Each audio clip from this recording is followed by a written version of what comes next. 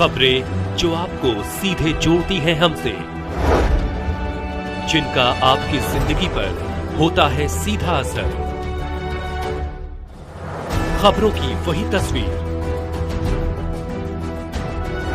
बिना बदले बिना डरे, जज्बा सच का लिए, सच दिखाते हैं। तैयारियां किस तरह चल रही है इस बार आगामी चुनाव को लेकर?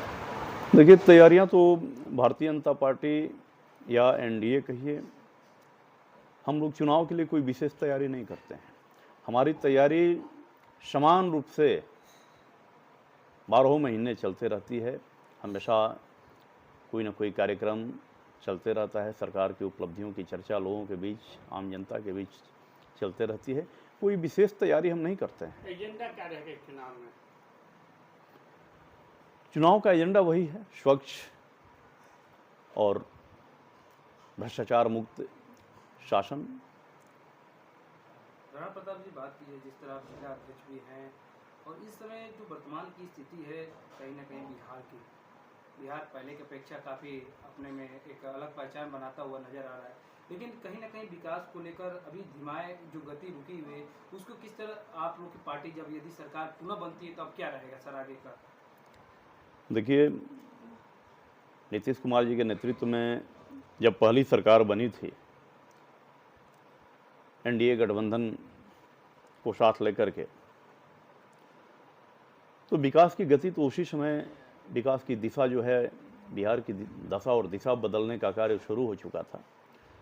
और लगातार 3 कार्यकाल के बाद भी आज बिहार देश ही नहीं बल्कि दुनिया के नक्शे पर, बिहार के जनमानस में भी और बिहार के बाहर भी लोगों के मन में एक विश्वास है कि नहीं, अब बिहार जो है वो जंगल राज की बात नहीं करता है।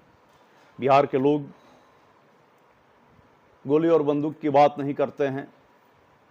कहीं अब अपहरण उद्योग, कहीं उस तरह की रंगदारी और गुंडागर्दी नहीं है।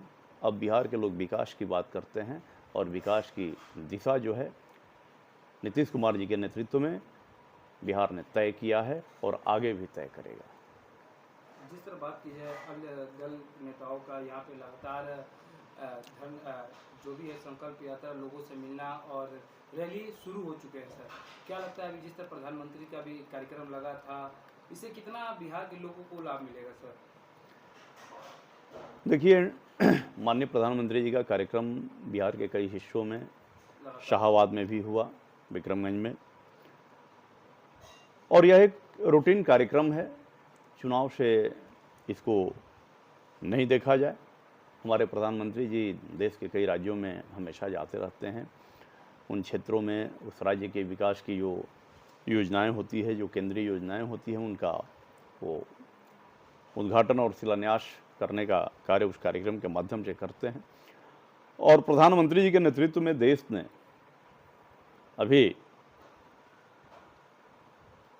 ये सिंदूर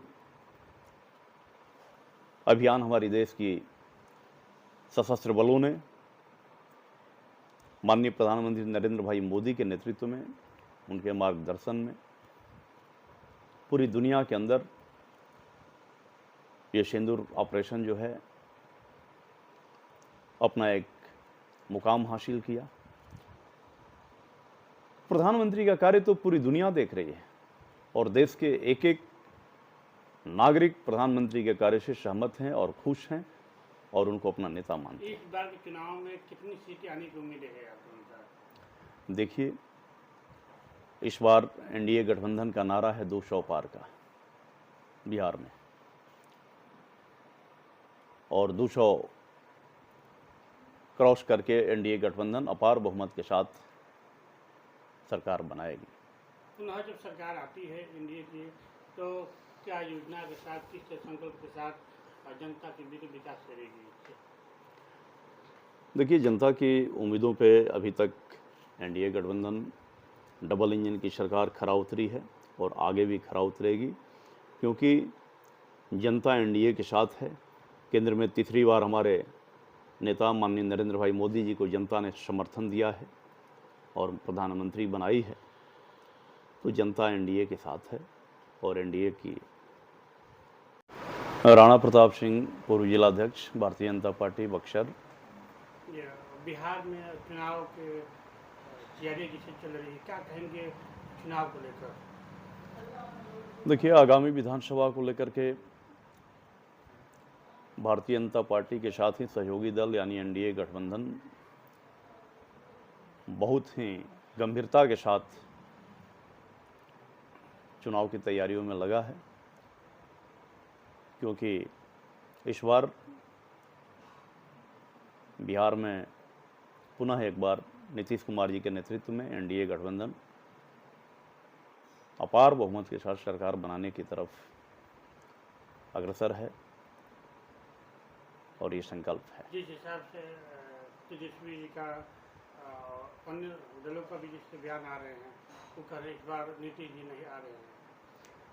देखिए, बयान तो विरोधी दल के लोग विरोध में ही बोलेंगे, ये स्वाभाविक प्रक्रिया है, लेकिन कहीं से भी महागठबंधन की दाल नहीं गलने वाली है।